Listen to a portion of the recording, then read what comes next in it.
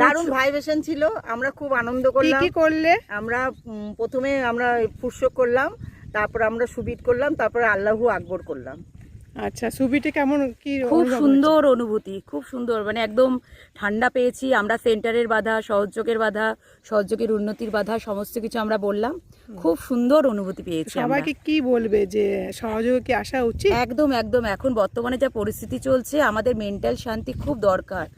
আর আমরা রিসেন্ট একটা দেখলাম প্লেন দুর্ঘটনায় একজন সহযোগী বোন আমাদের মানে শ্রীমাতাজির কৃপায় সে মানে ট্রাফিকের জন্য 10 মিনিট লেট করে যাওয়াতে সে বেঁচে গেল। মানে এটা আমাদের বিরাট বড় মিরাক্কেল।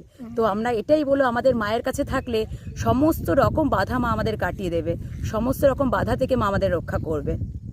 থ্যাংক ইউ শ্রী মাতাজি। জয় শ্রী মাতাজি।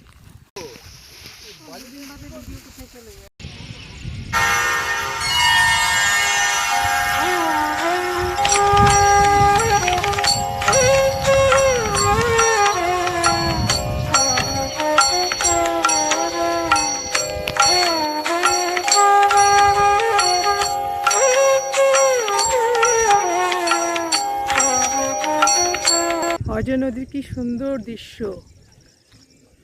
মন ভরে গেল আজকে এখানে এসে। শ্রী মাতার ট্রিটমেন্ট করলাম, ফুটশোক, সুবিটিং। জয় শ্রী মাতাজি। এই যে সবাই এবার বাড়ি যাচ্ছি।